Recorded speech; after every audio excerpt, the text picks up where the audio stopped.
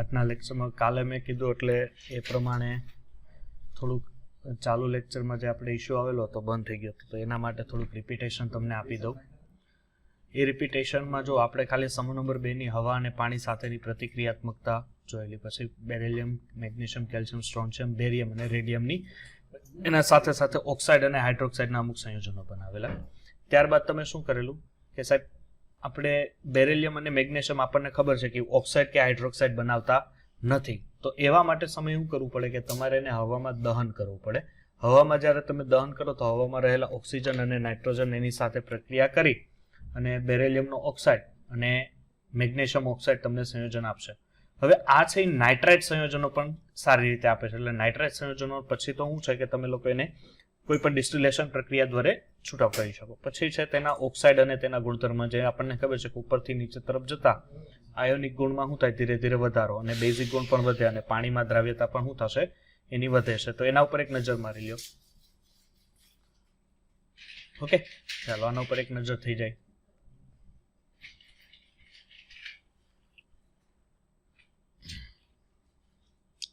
Okay, ચાલો next. હવે છે એના નીચેના ગુણધર્મ. ચાલો તો હવે નીચેના છે કે હેલોજન સાથેની પ્રક્રિયા. હવે હેલોજન સાથેની પ્રક્રિયા એટલે આપણને ખબર છે MX2 પ્રકારના હેલાઇડ સંયોજનો બનાવે. એટલે સમૂહમાં આપણને એક વસ્તુ ખબર છે કે બેરિલિયમ એક અપવાદ છે. તો બેરિલિયમ છે એ બાકીના સમૂહના તત્વની જેમ હેલાઇડ જે બનાવે છે, પણ એમાં અમુક ફેરફાર જોવા મળે. આપણને ખબર છે કે સહસંયોજક ગુણ છે ઉપરથી નીચે તરફ જતા ઘટે. જળ વિભાજનની પ્રક્રિયા પણ ઉપરથી નીચે તરફ જતા વિભાજન, જેમ જેમ તમે નીચે તરફ જતા જાવ જળ વિભાજન ઘટતું જશે. એટલે આ બધા મેં લાઈનમાં એક પ્રમાણે રેશિયો તમને આપી દીધેલો છે, એટલા માટે યાદ રાખવાનું ધ્યાન આપજો. આના માટે છે ને એક અલગ આખો ટ્રેન્ડ્સનો એક શું આવશે. ચાલો અહીંયા બેરિલિયમ ઓક્સાઇડ કાર્બન સાથે પ્રક્રિયા Cl2. એટલે આના ઉપર એક ખાસ નજર રાખી લો. જો આ હાઇડ્રાઇડ સંયોજનો છે, પછી આપણે આગળ ચાલુ કરીએ. ઓકે, પછી આ 3 સેન્ટર 2 ઇલેક્ટ્રોન. 3 સેન્ટર કયા કયા સર? બેરિલિયમ, હાઇડ્રોજન અને બેરિલિયમ. એટલે આ 3 સેન્ટર થયા. પછી 2 ઇલેક્ટ્રોન એટલે બેરિલિયમનો 1 ઇલેક્ટ્રોન હોય, 1 ઇલેક્ટ્રોન કોનો હશે? હાઇડ્રોજન. એટલે 2 ઇલેક્ટ્રોન આની અંદર, આ 2 ઇલેક્ટ્રોન અને આ જે 3 સેન્ટર. નેક્સ્ટ આપણે આગળ વધીએ થિયરીમાં. હવે જો હવેની રિએક્શન છે એ એસિડ પ્રત્યેની પ્રતિક્રિયાત્મકતા છે. કોની છે? એસિડ પ્રત્યે પ્રતિક્રિયાત્મકતા. તો એસિડ પ્રત્યેની પ્રતિક્રિયાત્મકતા છે એની ઝડપી છે. દાખલા તરીકે મેટલ સાથે કોઈ પણ એસિડ લઈએ, ચાલો HCl લઈ લઈએ છે, બરોબર છે. તો HCl સાથે પ્રક્રિયા લઈએ, બરોબર છે. તો આ પ્રક્રિયા કેવી છે? ઝડપી છે. તો આ ઝડપી પ્રક્રિયા છે એટલે આપણે ખબર છે કે ઉપર કયો ચાર્જ છે? MCl2, બરોબર છે. MCl2 પ્લસ H2, એટલે અહીંયા 2 વડે ગુણી દઈએ. ચાલો હવે આગળ વધીએ. એટલે રિડક્શન કરતાની પ્રવૃત્તિ કોની? ચાલો રિડક્શન કરતાની, પ્રબળ રિડક્શન કરતા એટલે શું થશે કે આ ભાઈ છે પ્રબળ રિડક્શન કરતા છે. કોણ સાહેબ? સમૂહ 2 ના તત્વ. ચાલો રિડક્શન કરતાની પ્રકૃતિ. રિડક્શન કરતા છે એટલે શું થશે? પહેલી વસ્તુ કે સાહેબ ઓક્સિડેશનનો ગુણધર્મ ધરાવે. કોનો? ઓક્સિડેશનનો ગુણધર્મ ધરાવે. ઓક્સિડેશન પ્રક્રિયા એટલે કઈ રીતની પ્રક્રિયા થશે કે સાહેબ પોતાનામાં ઇલેક્ટ્રોન ગુમાવવાની ક્ષમતા. તો શું ઇલેક્ટ્રોન ગુમાવવાની ક્ષમતા એ આલ્કલાઇન અર્થ મેટલ છે. આ આલ્કલાઇન અર્થ મેટલની, અર્થ ધાતુની ઇલેક્ટ્રોન ગુમાવવાની ક્ષમતા એ આલ્કલી કરતા કેવી હોય? ઓછી હોય. આલ્કલી કરતા ઓછી. આપણને ખબર છે કે કારણ કે જેમ તે આલ્કલીમાંથી આલ્કલાઇન અર્થ મેટલમાં જાય, તો આલ્કલાઇન અર્થ મેટલમાં જતા એના કદ નાના થાય. કદ નાના થાય એટલે ઇલેક્ટ્રોન ગુમાવવાની ક્ષમતા આલ્કલીની સાપેક્ષમાં આલ્કલાઇન અર્થ મેટલની કેવી થઈ જાય સાહેબ? ઓછી થઈ જાય. હવે આપણને ખબર છે કે એનો જે રિડક્શન પોટેન્શિયલ છે, એટલે ઈ રિડક્શન પોટેન્શિયલ ઈ માઇનસ હોય, અને એનો જે ઓક્સિડેશન પોટેન્શિયલ છે, ઓક્સિડેશન પોટેન્શિયલ કેવો હોય? પ્લસ હોય. ઓકે, એટલે આઈથી હવે આગળ વધીએ. તો અહીંયા શું છે? દાખલા તરીકે Ba+2 નું કદ નાનું છે. નાનું હોવાને કારણે જલીયકરણ એન્થાલ્પી કેવી છે એની? વધારે.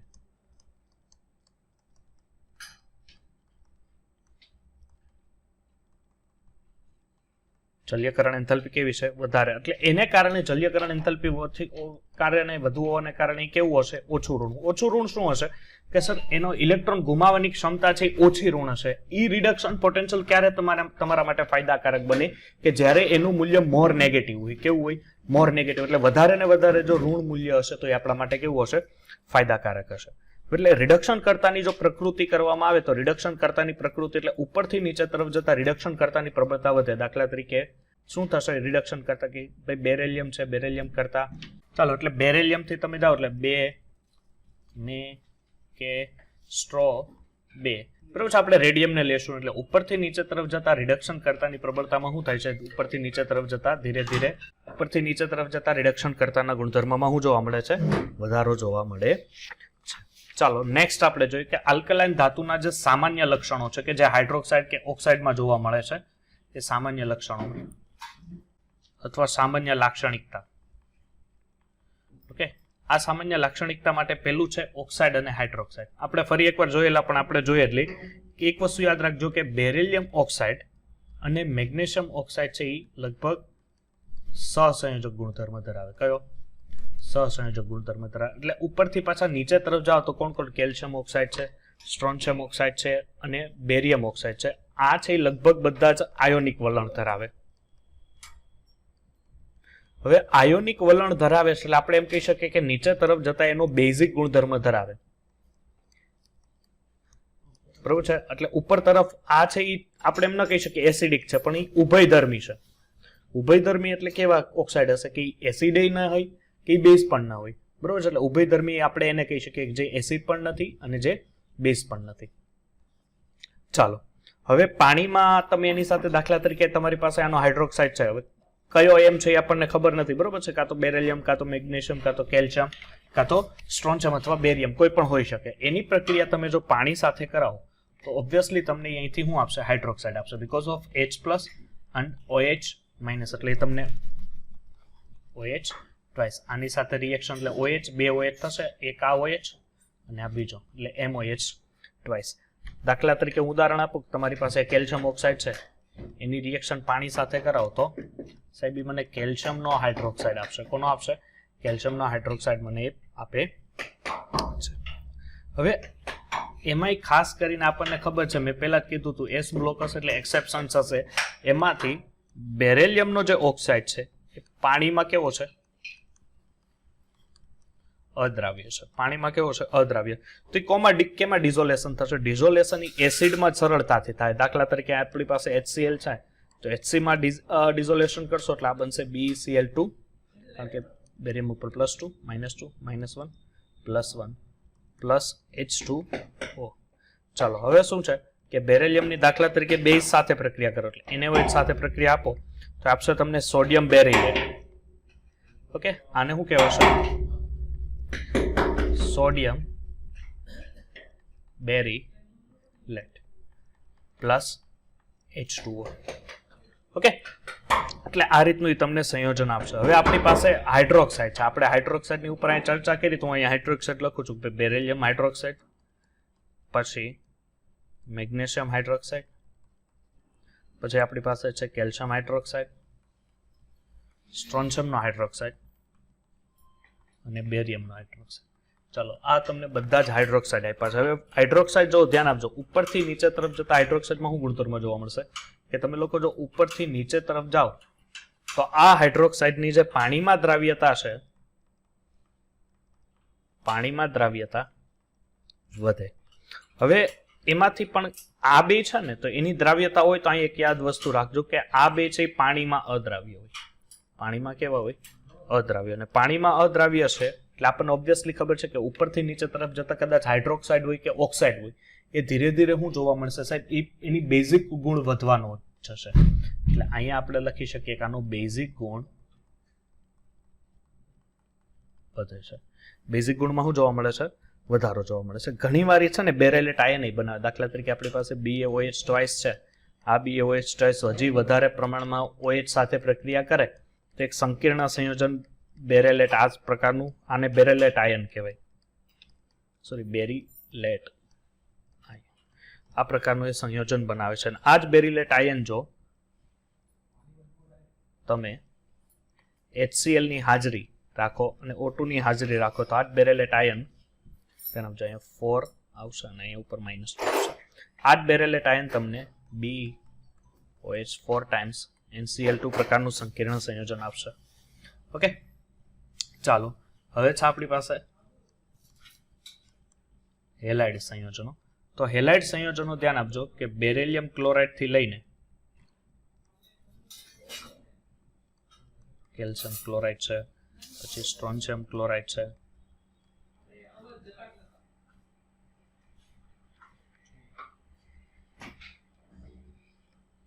ઓકે, આ રીતનું છે. આ છે સહસંયોજક કાર્બનિક દ્રાવકમાં કેવો છે? આ દ્રાવક છે એટલે આ પહેલા તો ગુણધર્મ કેવો છે આનો? સહસંયોજક છે. બીજી વસ્તુ કે આ કાર્બનિક દ્રાવકમાં દ્રાવ્યતા દર્શાવે છે.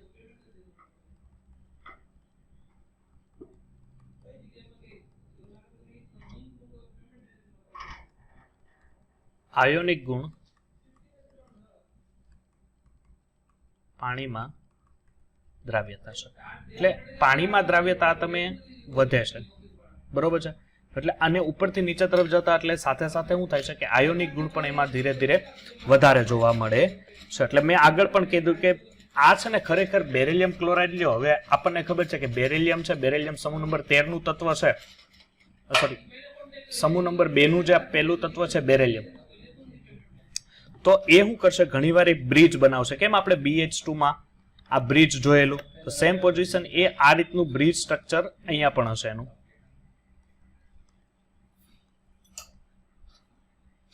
બરોબર છે, આ બ્રિજ બનાવશે અને આ બ્રિજમાંથી આ એનું કયું સ્વરૂપ હશે? ડાયમર સ્વરૂપ હશે. કયું? ડાયમર સ્વરૂપ છે, બરોબર છે. આ ડાયમર સ્વરૂપ તમે ક્યારે પ્રાપ્ત થશે કે બ્રિજ ક્યારે બ્રેક થશે?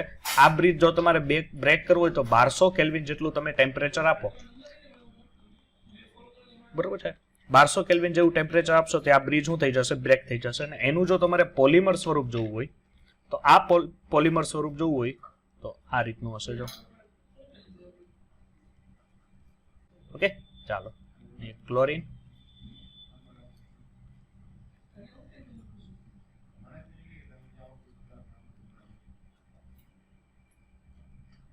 ઓકે, Cl,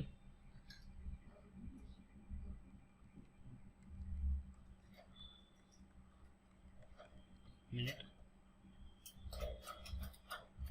આ એક આનું સ્વરૂપ છે.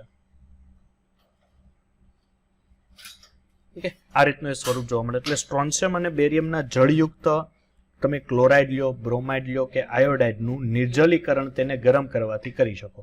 કદાચ તમે આની પાસે તમારે જળયુક્ત સંયોજન છે, સ્ટ્રોન્શિયમ લ્યો તમે અથવા બેરિયમ લ્યો, એના તમે કદાચ શું બનાવો છો? સાહેબ અમે ક્લોરાઇડ બનાવીએ કે સાહેબ અમે એના બ્રોમાઇડ બનાવીએ અથવા આયોડાઇડ બનાવીએ. તો આ બધા જ સંયોજનો છે એનું જો તમારે જળ વિભાજન અથવા તમે એનું નિર્જલીકરણ કરવા માંગતા હોય તો આને ખાલી હીટ આપો એટલે ગરમ કરવાથી એ શું બની જાય છે? એનું શું થઈ જાય છે? નિર્જલીકરણ થાય છે. શું થાય છે? એનું નિર્જલીકરણ કરી શકો. ઓકે, ચાલો હવે છે ઓક્સો એસિડો. તો ઓક્સો એસિડોમાં ખાસ અહીંયા ધ્યાન આપજો અને ઓક્સો એસિડોમાંથી ક્વેશ્ચન સારા એવા પૂછાય છે. હવે આપણને ખબર છે ઓક્સો એસિડો કેટલા પ્રકારના હશે? તો સાહેબ કાર્બોનેટ હશે, પછી નાઇટ્રો હશે, સલ્ફેટ હશે, બરોબર છે. એ નાઇટ્રેટ હશે, સલ્ફેટ હશે, સેકન્ડ છે નાઇટ્રેટ છે, પછી થર્ડ છે સલ્ફેટ. ઓકે, આપણે એક એક કરતા જોઈએ કે ભાઈ કઈ કઈ રીતના એના સંયોજનો છે. પેલું છે કાર્બોનેટ. તો કાર્બોનેટ માટે પહેલા જો હું અહીંયા શરત લખું છું ને, શરત યાદ રાખી લો એટલે બધી બીજી કોઈ થિયરી એક્સ્ટ્રા જોવાની જરૂર નથી. કે ધ્રુવ્યતા પ્રપોઝનલ ટુ વીજભાર ડિવાઈડ બાય ત્રિજ્યા પ્રપોઝનલ ટુ 1 સ્થિરતા. બસ આટલું યાદ રાખો એટલે આપણી ગાડી ચાલશે. કઈ રીતે? હવે તમારી પાસે કાર્બોનેટ છે, પેલું આપણે લઈએ કાર્બોનેટ. તો કાર્બોનેટ છે તો બધાના કાર્બોનેટ, બેરિલિયમ કાર્બોનેટ, સમૂહ નંબર 2 ના તત્વના કાર્બોનેટ એટલે magnesium carbonate, calcium carbonate, strontium carbonate અને બેરિયમ કાર્બોનેટ. હવે ધ્યાન આપજો કે અહીંયા હવે લડવાનું શું રહે છે આપણે? સાહેબ ત્રિજ્યા ઉપર છે કે આનું તમે કદ જુઓ કાર્બોનેટનું કદ બધામાં આનું કદ કેવું છે સાહેબ? આનું કદ નાનું છે અને આનું કદ કેવું છે? મોટું છે. હવે અહીંયા આવો તો બેરિયમનું કદ કેવું છે? મોટું. બેરિલિયમની સાપેક્ષમાં મોટું, કારણ કે ઉપરથી નીચે તરફ જતા કદ વધે. અને કાર્બોનેટનું કદ તો સાહેબ એનું કદ મોટું છે. તો ત્રિજ્યા ઉપર શું આધાર રાખે કે જેમ ત્રિજ્યા વધે એમ એની ધ્રુવીયતા શું થઈ? ઘટે. અને જેમ ત્રિજ્યા વધે એમ એની સ્થિરતા પણ વધે, કારણ કે ત્રિજ્યા અને સ્થિરતા એકબીજાના સમપ્રમાણમાં થાય. એટલે અહીંથી હું એમ કહી શકું કે ઉપરથી નીચે તરફ જતા સ્થિરતામાં શું જોવા મળે? સ્થિરતા વધે. પરંતુ એની ધ્રુવીયતા શું થાય સાહેબ? એની ધ્રુવીયતા જે છે એ ઘટે. હવે ધ્રુવીયતા ઘટે તો આની પાણીમાં દ્રાવ્યતા વધે કે ઘટે? મને આન્સર આપો. કેશવ? ઘટે. બીકોઝ ઓફ પાણીમાં દ્રાવ્યતા ક્યારે શક્ય બને? કે જ્યારે કોઈ અણુ ધ્રુવીય હોય તો શક્ય બને, કારણ કે પાણી એક ધ્રુવીય દ્રાવક છે. પાણી કેવો છે? ધ્રુવીય છે. તો આમાં સામેવાળો ક્યારે દ્રાવ્ય ડિઝોલ્વ ક્યારે થાય? કે એ પોતે ધ્રુવીય હોય તો. પણ અહીંયા તો ઓબ્વિયસલી શું છે કે ઉપરથી નીચે તરફ જતા ધ્રુવીયતા ઘટે છે. એનો મિનિંગ એની પાણીમાં જે ડિઝોલ્યુશન છે એ પણ શું થાય? ઘટે છે. તમને ખબર છે ભાઈ, કાર્બોનેટ હોય આપણી પાસે, એ કાર્બોનેટનું જો વિઘટન કરવું હોય તો હું સાદી રીતે એને ગરમ કરું તો સાદી રીતે આરામથી ગરમ કરું એટલે એમાંથી કાર્બોનેટ હોય એટલે પહેલા એમાંથી CO2 પ્લસ એમાંથી MO છૂટો પડે છે. ઓકે, ચાલો આ થઈ તમારા માટે કાર્બોનેટની ચર્ચા. સેકન્ડ છે આપણી પાસે સલ્ફેટ સંયોજનો. કયા છે? સલ્ફેટ સંયોજનો. સલ્ફેટ સંયોજનો ધ્યાન આપજો. બધા જ સલ્ફેટ સંયોજનો છે, બધા સલ્ફેટ સંયોજનો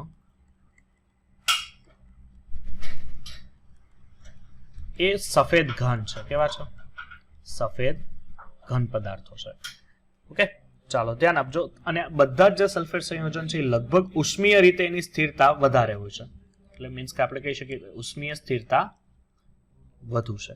હવે તમે બેરિલિયમ સલ્ફેટથી મેગ્નેશિયમ સલ્ફેટ સુધી પહોંચો ને ત્યાં સુધી પાણીમાં દ્રાવ્યતા જોરદાર હોય. પાણીમાં દ્રાવ્યતા વધુ. પણ જો તમે કેલ્શિયમ સલ્ફેટથી, એટલે હું અહીંયા અલગ લખું છું તમને આઈડિયા આવશે, કેલ્શિયમ સલ્ફેટથી તમે બેરિયમ સલ્ફેટ સુધી જાઓ, ઓકે, કેલ્શિયમ સલ્ફેટથી બેરિયમ સલ્ફેટ જાઓ તો પાણીમાં દ્રાવ્યતા ઘટે. શું કામ ઘટે સાહેબ? હમણાં જ તમે કીધું કે ઉપરથી નીચે તરફ જતા. સર એ માટે, એટલે મેં આ બધાય માટે કીધું હતું, આ એક માટે નથી. એટલે આ કમ્પલસરી યાદ રાખવું. આ તમારું એક કી બને, કારણ કે એ બધા માટે લાગુ પડે. સાહેબ ઉપરથી નીચે તરફ જતા અહીંયા શું થાય છે કે અહીંયા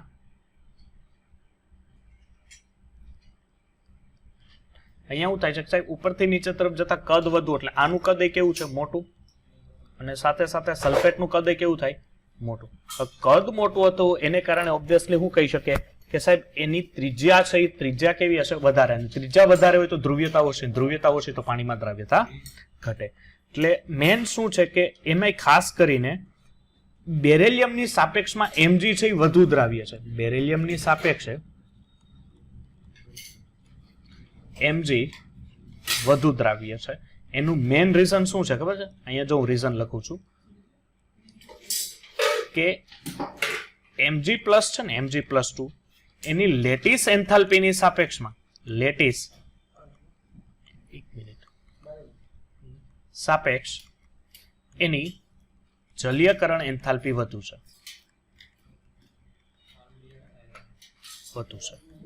ઓકે, એટલે જોઈ લો આ સલ્ફેટ અને એવું લાગે તો સલ્ફેટ અને કાર્બોનેટ ઉપર એક નજર મારી લો.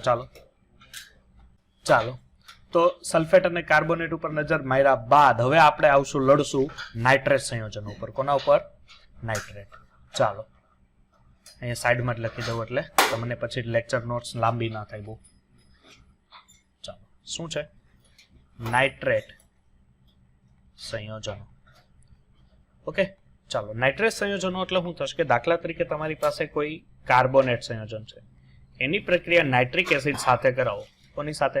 નાઇટ્રિક એસિડ સાથે કરાવો એટલે તમને નાઇટ્રેટ સંયોજન એટલે NO3 ટ્વાઇસ આપશે. અને અહીંથી વધેલો જે H છે એથી કાર્બોનેટ ઉપાડશે. એટલે અહીં નાઇટ્રેટ કેટલા છે? 2 છે. એટલે આને 2 વડે ગુણું તો અહીંથી 2 હાઇડ્રોજન ને 1 કાર્બોનેટ. ધેટ્સ ગીવ H2CO3 જે તમને કાર્બોનિક એસિડ આપે છે. દાખલા તરીકે હજી એક નાઇટ્રેટ સાહેબ કેની રીતે બની શકે? દાખલા તરીકે ઉદાહરણ આપું, કેલ્શિયમ કાર્બોનેટ છે તો HNO3 સાથે પ્રક્રિયા કરાવું એ તમને કેલ્શિયમ નાઇટ્રેટ અને સાથે સાથે H2 કાર્બોનિક એસિડ તમને આપે છે. હજી એક રિએક્શન છે સેકન્ડ કે નાઇટ્રેટ કેમ બનાવી શકાય. જો હવે મારી પાસે કોઈ હાઇડ્રોક્સાઇડ છે, મેટલનો હાઇડ્રોક્સાઇડ છે, સમૂહ નંબર 2 ની કોઈ ધાતુ છે. હવે આ સમૂહ નંબર 2 ની જે ધાતુ છે એની પ્રક્રિયા હું ફરીથી નાઇટ્રિક એસિડ સાથે કરાવું તો અહીં ધ્યાન આપજો, M ઉપર કયો ચાર્જ હોય +2, H ઉપર માઇનસ. અહીંથી સાહેબ કોણ હોય નાઇટ્રેટ ઉપર માઇનસ અને H ઉપર કયો ચાર્જ આવશે પ્લસ. એટલે M શું કરશે અહીંથી આ નાઇટ્રેટ ઉપર છે પણ M ઉપર +2 ચાર્જ એટલે M નાઇટ્રેટ ને 2 વડે ગુણશે કારણ કે નાઇટ્રેટ ઉપર 1 એટલે M ને 1 વડે ગુણશે. તો અહીંથી હું વધ્યું તો મારે નાઇટ્રેટ અહીં કેટલા છે 2, તો અહીંયા સાહેબ 2 OH માઇનસ અને 2H પ્લસ સાહેબ શું આપે 2 mall of H2. Okay 2 mall તમને પાણીના અણુ છૂટા પડશે. ઘણીવાર શું થશે કે આ જે સંયોજનો છે એને તમે સજળ પણ બનાવી શકો. દાખલા તરીકે તમારી પાસે મેગ્નેશિયમનો નાઇટ્રેટ છે એની પ્રક્રિયા તમે પાણી સાથે કરો તો એ તમને પાણી મેગ્નેશિયમ નાઇટ્રેટ છે સજળ સ્વરૂપ એટલે કે MgNO3 twice into 6 times H2O તમને આવશે. એટલે આને આપણે 6 ગણ એટલે આ પ્રક્રિયા સ્ફટિકીકરણથી થશે. કોના વડે? સ્ફટિકીકરણની મદદથી તમે એ પ્રક્રિયાઓ આપી શકો. ધ્યાન આપજો ઉપરથી નીચે તરફ તમે જાઓ દાખલા તરીકે નાઇટ્રેટ સંયોજનની ચર્ચા કરું તો બેરિલિયમ નાઇટ્રેટ છે. આ બેરિલિયમ નાઇટ્રેટથી ઉપરથી તમે દાખલા તરીકે બેરિયમ સુધી જાઓ તો ઉપરથી નીચે તરફ જતા આની જલીયકરણ એન્થાલ્પી છે. જલીયકરણ એન્થાલ્પી શું થાય? ઘટે. અને એટલે આપણે એમ કહી શકીએ કે જળયુક્ત બનવાનું વલણ ઘટે. આ કેમ મેગ્નેશિયમ નાઇટ્રેટ આવો સજળ બન્યો તો એવું તમે બેરિયમ સુધી જેમ જેમ ઉપરથી નીચે તરફ જાઓ એમ એ ઘટતો જશે. એટલે આપણે એમ કહીએ જળયુક્ત બનવાનું વલણ ઘટે છે. ઓકે જળયુક્ત બનવાનું તમે વલણ છે એ ઘટે છે. એટલે આના ઉપર છે ને મેં તો આ રેશિયો કીધો છે પણ તમે આની હારે છે ને આ લગાવીને એની સ્થિરતા એની ત્રિજ્યા અને એની ધ્રુવ્યતાની વાત કરી શકો. ઓકે એવું નથી કે મેં પાણીમાં દ્રાવ્યતા સાહેબ આમાં કેમ ન શીખવાડી. તો આમાં પાણીમાં દ્રાવ્યતા શું થાય ઉપરથી નીચે તરફ જતા? કારણ કે આ જે શરત છે આ શરત તમારે ત્રણેય જે ઓક્સાઇડ છે ઓક્સો એસિડો છે ત્રણેય માટે લાગુ પડવાની. કદાચ કાર્બોનેટ હોય, કદાચ સલ્ફેટ હોય કે કદાચ એ નાઇટ્રેટ સંયોજનો હોય. તમારે ત્રણ સંયોજન માટે આ શરત લાગુ પાડવાની રહેશે. ઓકે તમને ક્વેશ્ચન આવી શકે એનો એક અલગ લેક્ચર ટ્રેન્ડ્સ માટેનો આવશે જે આપણે યુટ્યુબ ચેનલ ઉપર જ મૂકશું. અને બીજી એક ચર્ચાની વાત એ કે આપણે 12મું ધોરણ તમારે લોકોને ફિઝિક્સ અને બાયોલોજીમાં હમણાં આઈ થિંક ચાલુ થવાનું હશે અથવા થઈ ગયું હશે 12મું ધોરણ. તો આપણે એક બેચ પણ એક સાથે જ ઇન્ક્લુડ કરીએ છીએ કે જે લોકો 12મા ધોરણમાં અત્યારે ઓલરેડી છે અને બોર્ડની એક્ઝામ આપવાના છે તો એવા મિત્રો પણ આપણી સાથે વેદ ક્લાસમાં ઓનલાઈન જોડાઈ શકે છે. બરોબર છે. તો આપણે એને તમે આજુબાજુ તમારી કોઈ અડોશ પડોશમાં રહેતા હોય કે જે 12મા ધોરણની એક્ઝામ આપે છે અથવા આપવાના છે જુલાઈની 1 તારીખથી તો એના માટે પણ આપણે ઇન્ક્લુડિંગ બેચ ચાલુ કરીએ છીએ જેના માટે આપણે બોર્ડ અને નીટ બંને પણ આપણે એને 12મા સાથે કરાવશું. ઓકે તો આ એક જાહેરાત છે વેદ ક્લાસ તરફથી તો એની ખાસ નોંધ લેવી અને આજુબાજુના જે વિદ્યાર્થી છે એ લોકો એનો લાભ ઉઠાવી શકે તો આપણે એની એ જાણ કરી શકીએ. ચાલો હવે આ નાઇટ્રેટ સંયોજનો છે આ નાઇટ્રેટ સંયોજનોમાં એક આપણે જો કે આ નાઇટ્રેટ સંયોજનો છે એનું વિઘટન પણ તમે લોકો કરી શકો. દાખલા તરીકે મારી પાસે બેરિયમ નાઇટ્રેટ છે તો આ બેરિયમ નાઇટ્રેટને હું ખાલી હીટ જ આપું બરોબર છે. બેરિયમ નાઇટ્રેટની હીટ આપતા એમાંથી નાઇટ્રેટ જે સંયોજનો છે એ છૂટો પડશે અને એમાં ધાતુનો ઓક્સાઇડ એટલે આપણે એમ કહી શકીએ કોઈ પણ ધાતુ છે એનો જો મારે ઓક્સાઇડ બનાવવું હોય તો નાઇટ્રેટ સંયોજનો છે એ નાઇટ્રેટ સંયોજનનું સખત એવી ગરમી આપું કે ગરમીમાં એની સાથે રિએક્શન કરીને એ તમે એમાંથી ધાતુનો ઓક્સાઇડ અને ઓક્સિજન વાયુ છે અહીંથી છૂટો કરી શકો છો. ચાલો હવે છે અનિયમિત વર્તણૂક. બેરિલિયમની અનિયમિત વર્તણૂક. ધ્યાન આપજો બેરિલિયમની અનિયમિત વર્તણૂક એટલે શું થશે કે એ સમૂહના બીજા તત્વ સાથે કોઈ સામ્યતા ધરાવતો નથી. આ સામ્યતા છે એ બેરિલિયમની કઈક રીતે અલગ પડે કઈ રીતે જોઈએ. આપણને ખબર છે કે બેરિલિયમ છે એના સમૂહના બાકીના તત્વોની સાપેક્ષમાં તેના પરમાણ્વીય કદ અને તેની પરમાણ્વીય જે ત્રિજ્યા છે આ કેવા હોય સાહેબ? નાના હોય. કારણ કે બાકીના ઉપરથી નીચે તરફ જતા એ કદ શું થતું જાય છે? વધતું જાય છે. બીજી વસ્તુ કે બેરિલિયમ છે એ વજનમાં સૌથી હલકા છે. વજનમાં કેવા છે? સૌથી હલકા તત્વો છે. બીજી વસ્તુ કે એની જે ડેલ્ટા IH છે ધેટ મીન્સ આયોનાઇઝેશન એન્થાલ્પી આપણને ખબર છે કે ઉપરથી નીચે તરફ જતા આયોનાઇઝેશન એન્થાલ્પીમાં શું જોવા મળે? સાહેબ સખત વધારો જોવા મળે. એટલે એની આયોનાઇઝેશન એન્થાલ્પી અને સાથે સાથે ઇલેક્ટ્રોન નેગેટિવિટી એટલે શું? વિદ્યુત ઋણતા. ની વિદ્યુત ઋણતા કેવી હોય છે? વધુ હોય છે. સમૂહમાં ઉપરથી નીચે તરફ જતા વિદ્યુત ઋણતામાં શું જોવા મળે છે? ઘટાડો જોવા મળે છે. બીજી વસ્તુ કે આ જ્યોત કસોટી આપતી નથી. કઈ જ્યોત કસોટી આપતી નથી? જ્યોત કસોટી એટલે સાહેબ કઈ? મેં તમને ખબર પેલી દેખાડેલી કે ફ્લેમ આપે, અલગ અલગ કલર છે, એ અલગ અલગ કલર તમને સંયોજનો છે એ ફ્લેમ આપે. દાખલા તરીકે સોડિયમ હોય તો સોડિયમ છે સંયોજન છે તત્વ છે એ પીળા કલરની ફ્લેમ આપે, અને આ પીળા કલરની ફ્લેમ આપણને ખબર છે જે સ્ટ્રીટ લાઇટ હોય, બરોબર છે, રોડ ઉપરની જે સ્ટ્રીટ લાઇટ હોય એમાં જે પીળો પ્રકાશ આપે એ પીળો પ્રકાશ કોને આધીન હોય છે? સોડિયમ તત્વ છે એ સોડિયમ તત્વને આધીન હોય છે. બીજી વસ્તુ કે ઉપરથી નીચે તરફ જતા કયો ગુણધર્મ વધે? સાહેબ આયનીય ગુણધર્મ વધે. એટલે આપણે ઓબ્વિયસલી એક કહી શકીએ કે બેરેલિયમ જે તત્વ છે એ સહસંયોજક વલણ ધરાવે. કેવું વલણ? સહસંયોજક વલણ છે એ બેરેલિયમ ધરાવે છે. હવે તમે બેરેલિયમનો ક્લોરાઇડ લ્યો અને સમૂહના બાકીના તત્વનો ક્લોરાઇડ લ્યો, મીન્સ કે હેલાઇડ સંયોજન, તો આ કોણ છે સાહેબ? આ છે મેગ્નેશિયમ, કેલ્શિયમ, સ્ટ્રોન્શિયમ અને બેરિયમ. આ જે સંયોજનો છે એ પાણીમાં કેવા છે? દ્રાવ્ય કે અદ્રાવ્ય? પાણીમાં કેવા છે? ડિઝોલ્વ થશે એટલે પાણીમાં દ્રાવ્ય છે. જ્યારે તમે બેરેલિયમ ક્લોરાઇડ લ્યો તો બેરેલિયમ ક્લોરાઇડ પાણીમાં અદ્રાવ્ય છે.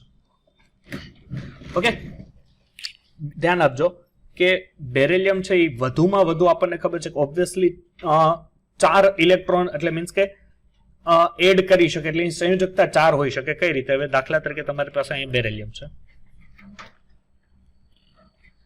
અહીંયા બેરેલિયમ છે.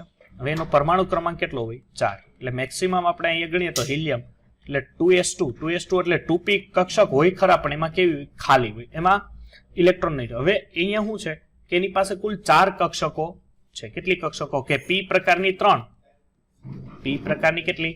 3, અને એક s પ્રકારની. એટલે આપણે એમ કહી શકીએ કે એની પાસે કક્ષકો છે, પણ કક્ષકો કેટલી છે? 4 કક્ષકો છે. એટલે વધુમાં વધુ એની સાથે જો બોન્ડ બનાવી શકે તો વધુમાં વધુ 4 બંધ બનાવી શકે. 4 બંધ બનાવી શકે તો એનો સવર્ગાંક કેટલો થાય?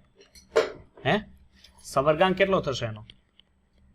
4. વધુમાં વધુ 4 બંધ બનાવી શકે તો એનો સવર્ગાંક એ 4 થાય. દાખલા તરીકે ઉદાહરણ આપું કે આ બેરેલિયમનો આ કમ્પાઉન્ડ છે, એની સાથે 4 હાઇડ્રોજન આવે છે પોતાનો એક ઇલેક્ટ્રોન લઈ. તો આ રીતનું જો એ સ્ટ્રક્ચર બનાવતું હોય, ખરેખર આ ડાયમર સ્વરૂપ જ હોય, તો આનો સવર્ગાંક કેટલો થાય છે? 4 થાય છે.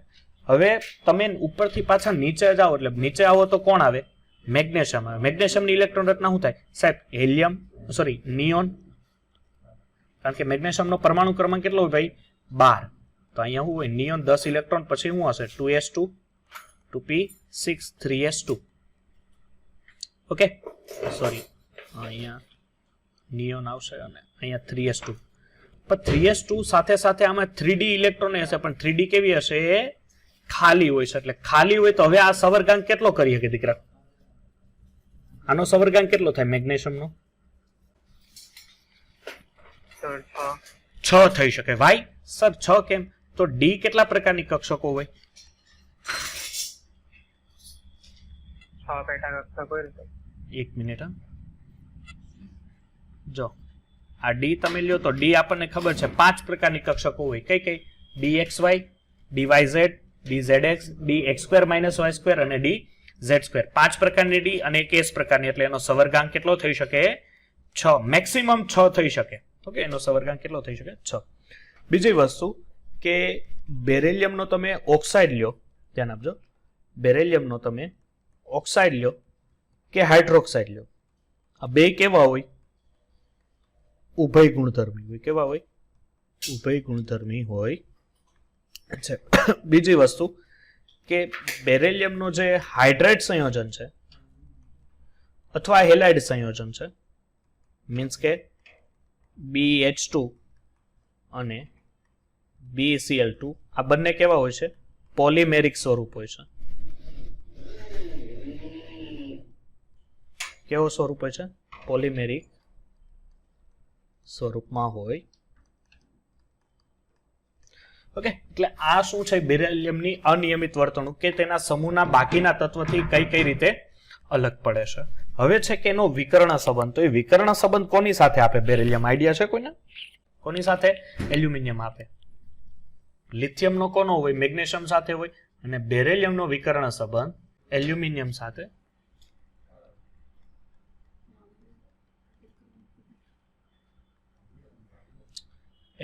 સાથે હોય છે. ચાલો હવે કઈ રીતે વિકર્ણ, એટલે મીન્સ કે વિકર્ણ સંબંધ છે એનો મિનિંગ શું થશે કે એમની વચ્ચે કંઈક સામ્યતા હશે. શું સામ્યતા હશે? કે અહીંયા આપણે બેરિલિયમ લઈ લઈએ અને બેરિલિયમ ઉપર કયો ચાર્જ હોય? +2 અને અહીંયા +3 ચાર્જ. આની જે આયનીય ત્રિજ્યા છે આની 31 છે, 31 પાઇકોમીટર, જ્યારે આની કેટલી છે? 53 પાઇકોમીટર. એટલે લગભગ સિમિલર આયનીય ત્રિજ્યાઓ હોય છે. બીજી વસ્તુ કે આ બંને છે ને એની બીજા કોઈ સંયોજન સાથેની જે રિએક્ટિવિટી છે ને એ ઓછી છે. રિએક્ટિવિટી સાહેબ કેમ ઓછી છે? એનું મેઇન રીઝન શું છે કે બેરિલિયમ અને જે એલ્યુમિનિયમ છે એના ઉપર ઓક્સાઇડનું પડ આવી જાય. કોનું? ઓક્સાઇડનું પડ આવી જાય. ઓક્સાઇડનું પડ આવી જાય એટલે શું થશે કે તે પ્રક્રિયા ધીમી આપે. હવે કદાચ એની એસિડ સાથે પ્રક્રિયા આપી શકે. મેં આગળ પણ તમને એક ઉદાહરણ આપેલું છે. આ જે ઉદાહરણ છે એ આ પ્રકારનું છે કે એસિડ સાથે એ ધીમી પ્રક્રિયા આપશે. એસિડ સાથે શું આપશે? ધીમી પ્રક્રિયા આપશે. અને એમાં ખાસ કરીને આપણે એમ કહી શકીએ કે HNO3 સાથે તો એ સૌથી ઓછી ધીમી પ્રક્રિયા, એટલે એસિડોમાંથી પણ HNO3 સાથે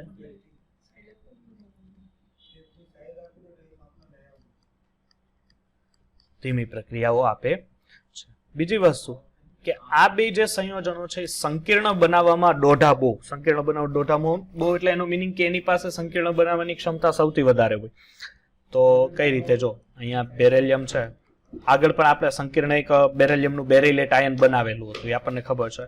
બીજું છે AlF6 છે, આ પણ એક પ્રકારનું સંકીર્ણ સંયોજન આપે છે. આ બેના કદ શું છે? નાનું. આનું કદ નાનું હોય અને સાપેક્ષમાં એલ્યુમિનિયમનું કદ સમૂહને એના તત્વના બીજા તત્વ છે ફક્ત બોરોનને છોડીને નાનું, એટલે કે આ બંને સવર્ગ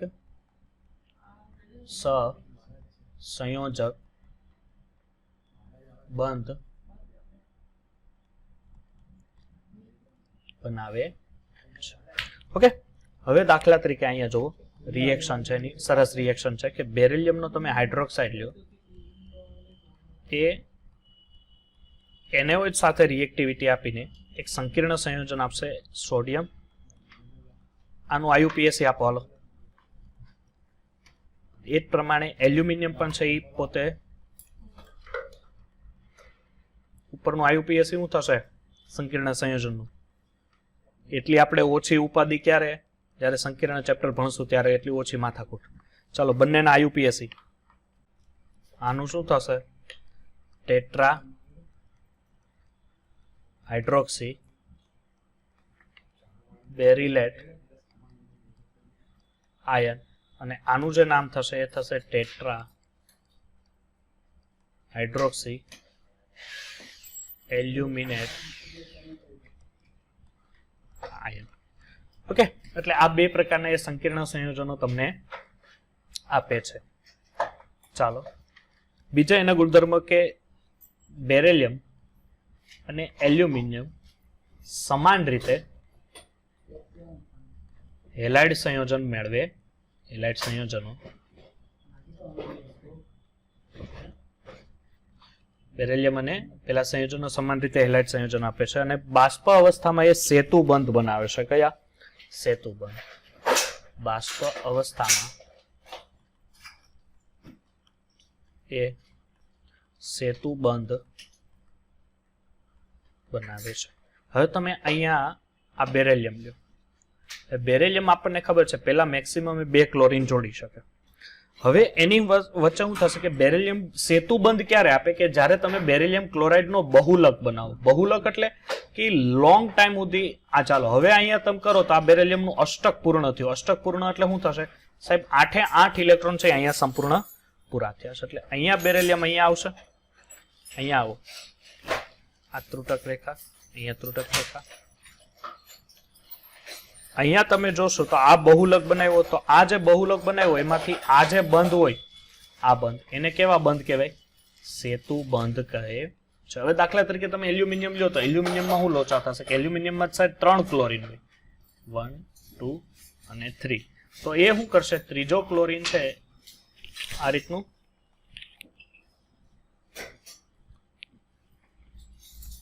અહીંયા, એટલે આ શું છે? AlCl3. આ જો બહુલક હશે, બહુલક એટલે લાંબી લાઈન હશે, ને AlCl3 છે એ ડાયમર સ્વરૂપ હશે. ખાલી એમાં 2 અણુ લ્યો તો એલ્યુમિનિયમના અષ્ટક પૂર્ણ થઈ જાય છે, બરોબર છે? 2 અહીંયા 2AlCl3 લ્યો તો એલ્યુમિનિયમનું અષ્ટક પૂરું થાય. પણ મારે બેરેલિયમનું અષ્ટક પૂરું કરવું એટલે મારે એને કમ્પલસરી બહુલક અથવા બહુલકને તમે જો શુદ્ધ તમારી ભાષામાં કહો તો એને પોલિમર સંયોજન કહે છે. શું કહે છે? પોલિમર સંયોજન કહે છે. અને બીજો હજી એક ગુણધર્મ છે વિકર્ણ સંબંધ કે બેરેલિયમ અને એલ્યુમિનિયમ છે ના ગલન બિંદુ કેવા હોય છે? ઊંચા હોય છે. એના ગલન બિંદુ કેવા હશે? ઊંચા હોય છે. ચાલો આપણે નેક્સ્ટ આગળ જોઈએ. બીજી વસ્તુ કે બંનેના પરમાણ્વીય કદ નાના છે. પરમાણ્વીય કદ નાનાને કારણે બંનેમાં ધાત્વિક બંધની પ્રબળતા ખૂબ વધારે હોય છે. ઓકે, બંનેમાં ધાત્વિક બંધની પ્રબળતા છે કેવી હશે? ખૂબ જ વધારે હશે. તો આ થયું તમારો વિકર્ણ સંબંધ, બરોબર છે? બેરેલિયમ અને એલ્યુમિનિયમ વચ્ચેનો શું છે? આ વિકર્ણ સંબંધ. ઓકે, ચાલો હવે એની જે બીજી રાસાયણિક ગુણધર્મ છે, તત્વના જે રાસાયણિક ગુણધર્મ છે, તત્વની જે બનાવટો છે, એના ઉપર આપણે ચર્ચા કરીશું. એ આપણા માટે છેલ્લો ટોપિક રહેશે. એમાંથી પહેલું છે કેલ્શિયમના કેટલાક અગત્યના સંયોજનો, બરોબર છે? કેલ્શિયમના કેટલાક અગત્યના સંયોજનો. એમાંથી પ્રથમ જે સંયોજનો છે એ છે કેલ્શિયમ ઓક્સાઇડ, અથવા આપણે તમે એને શું કહી શકો? ક્વિક લાઇમ. કેલ્શિયમ ઓક્સાઇડ, જેને તમે ક્વિક લાઇમ અથવા કળી ચૂનો, ઓકે, આ રીતે ઓળખો છો. તો તમારે શું કરવાનું છે કે અહીંયા કોઈ રોટરી ભઠ્ઠીમાં કેલ્શિયમ કાર્બોનેટને તમારે ગરમી આપવાની છે, ને એ ગરમી છે 1070 થી 1270 કેલ્વિન જેટલી તમારે ઉર્જા આપવાની. આટલી ઉર્જા આપશો એટલે આપણને ખબર છે સાહેબ કાર્બોનેટ છે એટલે પહેલા એમાંથી CO2 છૂટું પડશે, ને અહીંયા શું હશે? Calcium oxide. એટલે આ રીતના તમે કેલ્શિયમ ઓક્સાઇડ બનાવી શકો. એને તરત જ શું કરવાનું છે? તરત જ દૂર કરવામાં આવે.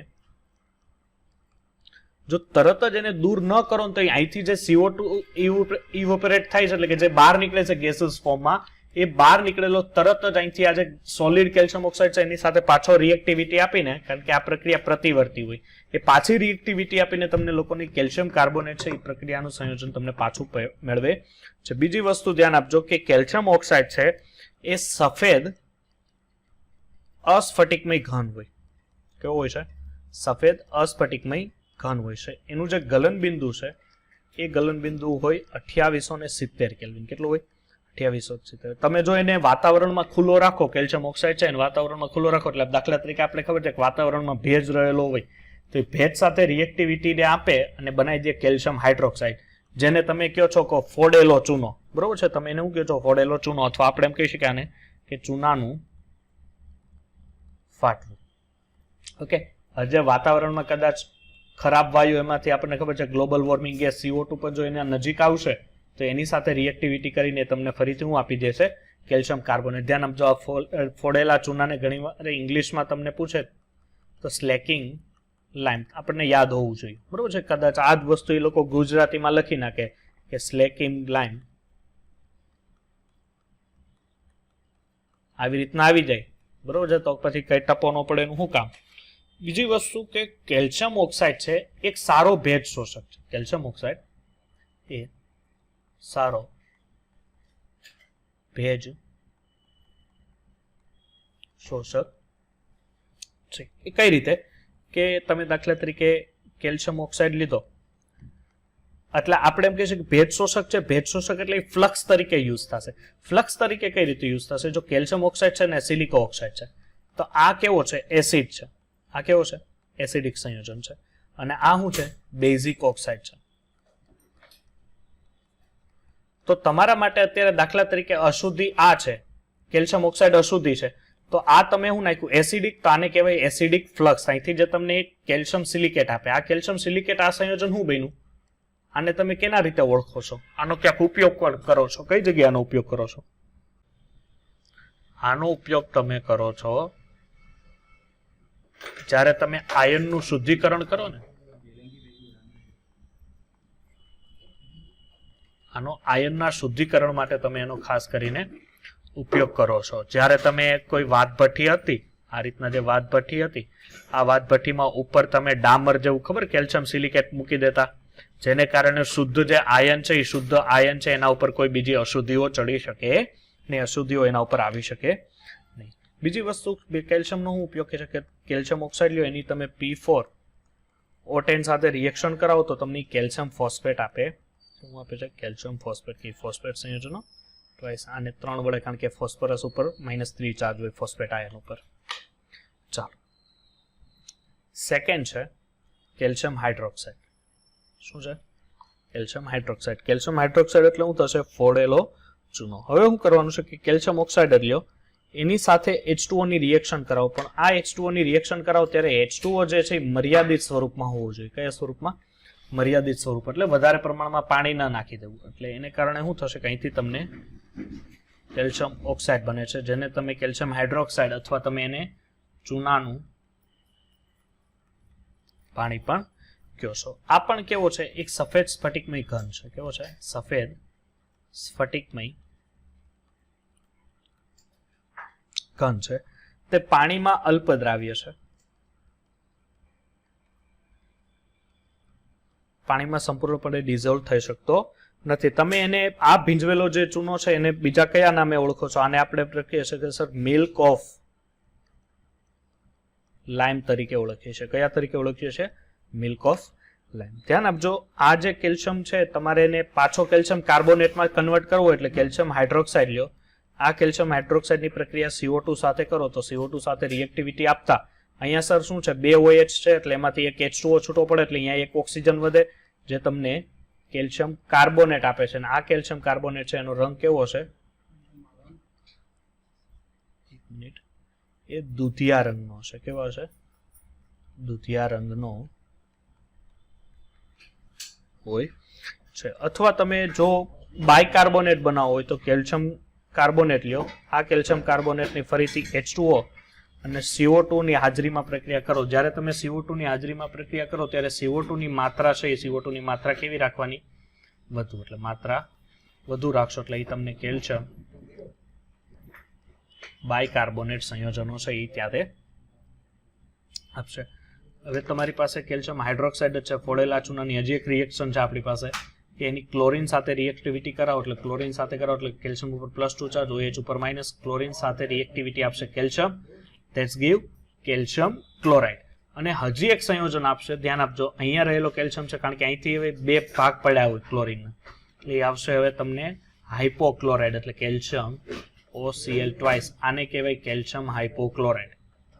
Calcium hypochlorite. અને પાણીનો અણુ શું કરે? અહીંયા છૂટો કરશે. ઓકે, એટલે મેન આપણા માટે રિએક્શન છે એ આ થઈ કે હાઇપોક્લોરાઇડ તમને કેલ્શિયમ હાઇડ્રોક્સાઇડમાંથી આપેલો, કઈ રીતે તમે હાઇપોક્લોરાઇડ બનાવશો તો આ રીતે તમે આપી શકો. ઓકે, ચાલો હવે છે કેલ્શિયમ કાર્બોનેટ. તો કેલ્શિયમ કાર્બોનેટ છે એ તમે કઈ રીતે મેળવશો એના ઉપર આપણે ચર્ચા કરીએ. કુદરતમાંથી આપણને ખબર છે કે કઈ કઈ જગ્યાએથી મળે છે. આપણે માર્બલ્સ છે અથવા કોઈ ચોક છે કે ચૂનો છે, આરસ પહાડના જે પથ્થર છે, એમાંથી બધામાંથી તમને કેલ્શિયમ કાર્બોનેટ છે એ રો મટીરિયલ તરીકે તમને એમાંથી પ્રાપ્ત થશે. હવે ધ્યાન આપજો કે કેલ્શિયમ હાઇડ્રોક્સાઇડ છે, આ કેલ્શિયમ હાઇડ્રોક્સાઇડની તમે CO2 સાથે રિએક્ટિવિટી આપો તો CO2 સાથે રિએક્ટિવિટી આપો એટલે ફરીથી આપણને ખબર છે, મેં હજી હમણાં કહી રહ્યો છું, કેલ્શિયમ કાર્બોનેટ પ્લસ H2O સંયોજન તમને એમાંથી આપશે. હજી સાહેબ મારે કેલ્શિયમ ક્લોરાઇડમાંથી મેળવવું છે, એની પ્રક્રિયા કરો નટુકોત્રી સાથે. નટુકોત્રી સાથે કરશો એટલે CO3 -2, સોડિયમ ઉપર પ્લસ, એ ક્લોરીન માઇનસ, આ કાર્બન ઉપર પ્લસ.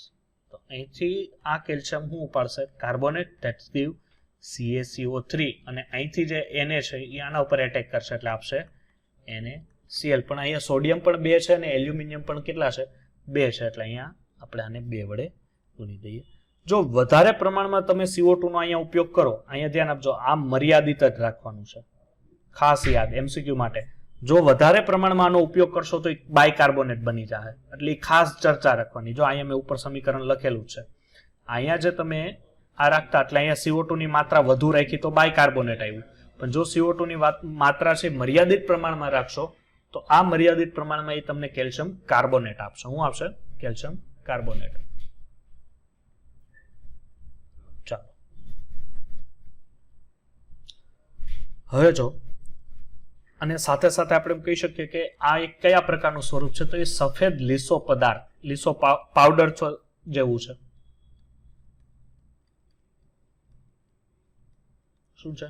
સફેદ લીસો પાવડર. અને પાણીમાં કેવો છે? અદ્રાવ્ય. પાણીમાં એ દ્રાવ્ય થશે. પાણીમાં કેવો છે? મિનિટ.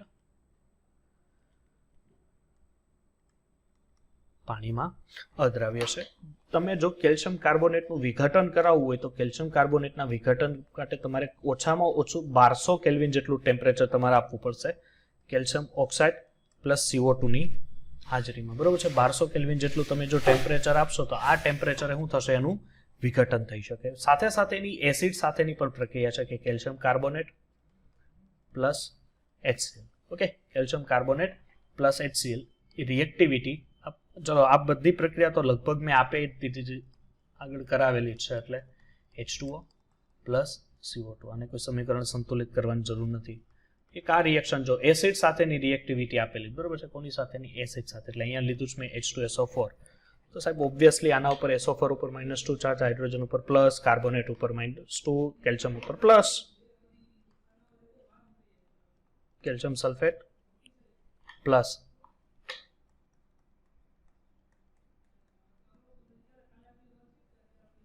ઓકે, ચાલો એટલે આ રીતનું એ સંયોજનો તમને આપે છે. ચાલો નેક્સ્ટ છે આપણી પાસે POP,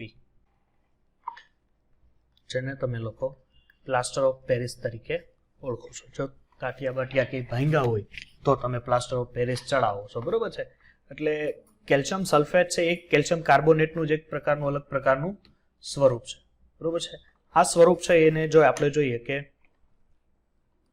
તે કેલ્શિયમ સલ્ફેટનો અર્ધ જળયુક્ત પદાર્થ છે. અર્ધ જળયુક્ત પદાર્થ છે, બરોબર છે? કઈ રીતે? પહેલા તો કેલ્શિયમ છે એ જીપ્સમ સ્વરૂપે હોય. આ જે POP છે એ જીપ્સમ સ્વરૂપે હોય. જીપ્સમ સ્વરૂપે એટલે 2H2 હોય છે, જેને તમે જીપ્સમને બીજું કયા રીતે ઓળખો છો? સાહેબ જીપ્સમને અમે ચિરોડી તરીકે ઓળખીએ છીએ. ઓકે, 393 કેલ્વિન તાપમાને, ધ્યાન આપજો, 393 કેલ્વિન તાપમાને જ્યારે તમે એની રિએક્ટિવિટી કરાવો એટલે એમાંથી કેલ્શિયમ સલ્ફેટમાંથી પાણીનો 1 મોલ છે, ખરેખર તો 1 મોલ નહીં પરંતુ આ રીતના 3 મોલ H2O છૂટા પડે.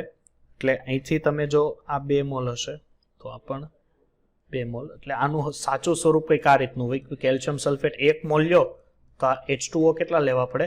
1/2 H2O, જે આ જીપ્સમ સ્વરૂપ દર્શાવે છે. કયું? સોરી, જીપ્સમમાંથી એ તમને POP સ્વરૂપમાં લેવામાં આવે છે. અને આ જે એનું સ્વરૂપ છે એ સ્વરૂપ ધ્યાન આપજો સફેદ પાવડર સ્વરૂપનું હોય. કેવું હોય? સફેદ પાવડર સ્વરૂપનું હોય. અને સાથે સાથે કેવું હોય છે? સ્ફટિકમય હોય છે. તે પાણીમાં કેવો હોય? સાહેબ પાણીમાં એ અલ્પદ્રાવ્ય હશે. પાણીમાં કેવો હશે? અલ્પદ્રાવ્ય હશે. પાણીમાં એની જે ડિઝોલેશન છે પાણીમાં ડિઝોલેશન એટલી બધી ખાસ દેખાતી નથી. બીજું કે જો તમે એને 393 કેલ્વિનથી તમે વધારે ટેમ્પરેચર આપો, મીન્સ કે આટલું 100 ડિગ્રી સેલ્સિયસ ઉપર 120-130 ડિગ્રી સેલ્સિયસ જેટલું તાપમાન થઈ ગયું, એના કરતાં પણ જો વધારે તાપમાન આપો તો એમાંથી પાણી સંપૂર્ણપણે દૂર થઈ જાય. એટલે મીન્સ કે કેલ્શિયમ સલ્ફેટ ઇન્ટુ 1/2 H2O છે, આ POP છે. આને જો 393 કેલ્વિનથી વધારે તમે ટેમ્પરેચર આપો તો એ ફક્ત કેલ્શિયમ સલ્ફેટ વધે. દેટ મીન્સ એમાંથી સંપૂર્ણ પાણીના અણુ છે એ દૂર થયા છે, બરોબર છે? આ દૂર થયા હોય એને કારણે આમાંથી પાણી દૂર થઈ ગયા એટલે આપણે આને મૃત પ્લાસ્ટર અથવા મૃત બળેલ પ્લાસ્ટર તરીકે આને તમે ઓળખી શકો. એટલે જો વધુ તાપમાન આપવાથી તમે એને 15 થી 5 થી 15 મિનિટ જેટલું તમે તાપમાન આપો એટલે આ મૃત બળેલો પ્લાસ્ટર તો બન્યો, બરોબર છે, પણ એને જો 5 થી 15 મિનિટ વધુ તાપમાન આપવામાં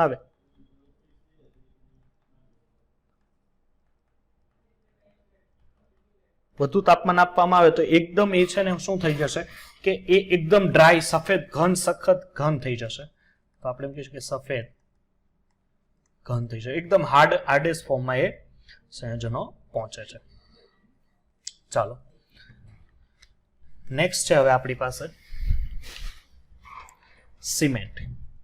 શું છે? સિમેન્ટ. ધ્યાન આપજો, ઈસવીસન 1824 ઇંગ્લેન્ડના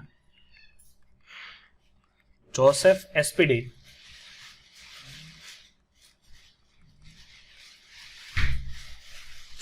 એસ્પીડીને બાંધકામ માટે ખાસ કરીને આ પદાર્થની શોધખોળ કરેલી હતી. હવે એ છે એક સિમેન્ટ એને સૌથી પહેલા જે ઉપયોગ કરેલો એ હતો પોર્ટલેન્ડ સિમેન્ટ. કયો?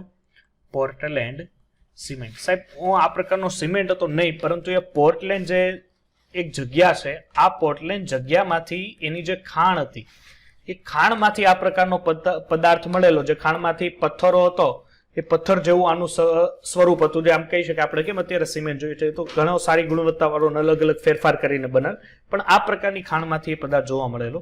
એ જે સરેરાશ એનું બંધારણ છે સિમેન્ટનું, આ સરેરાશ બંધારણ કંઈક આ પ્રકારનું છે.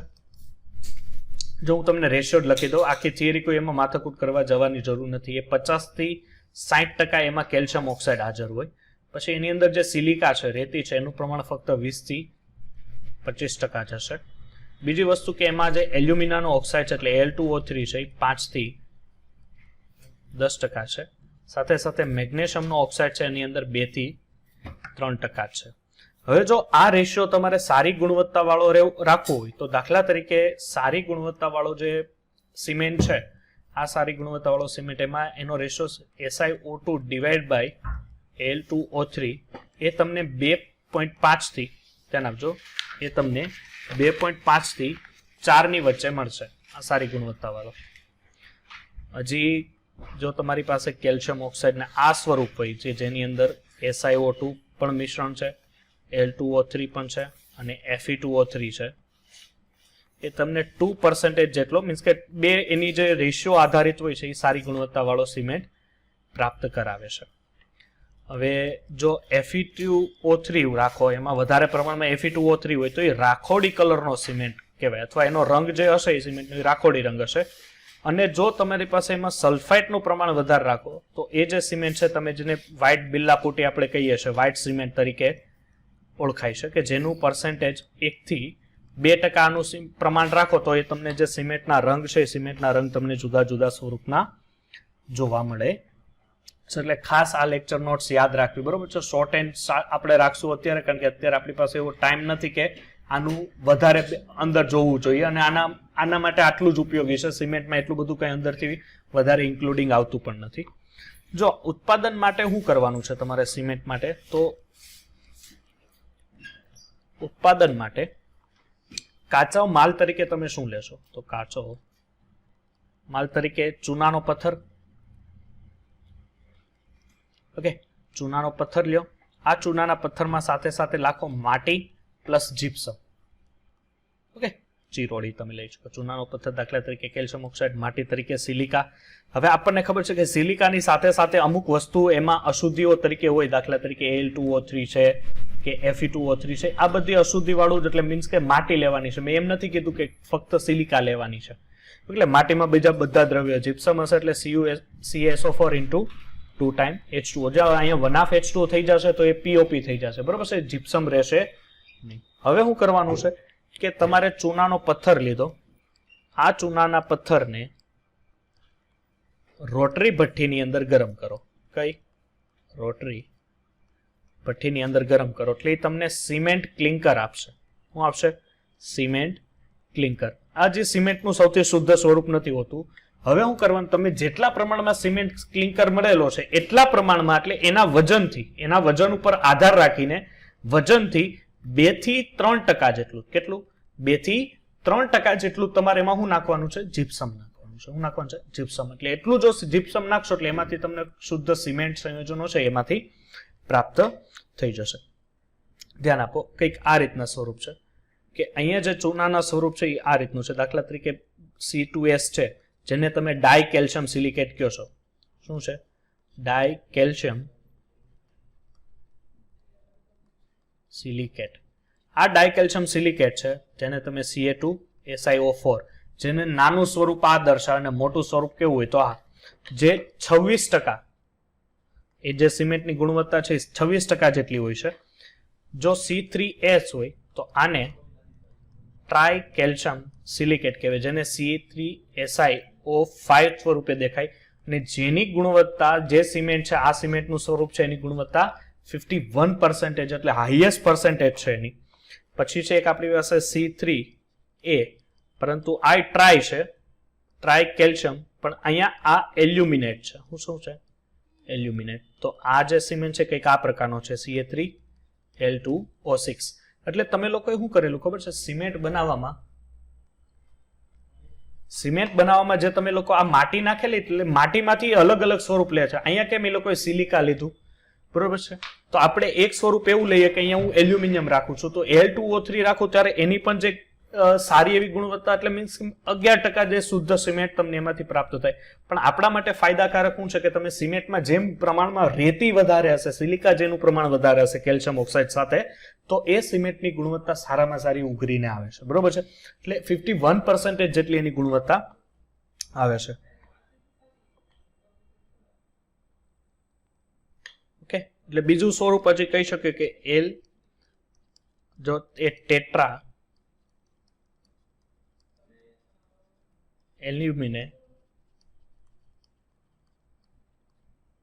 ફેરાઇડ, જેને તમે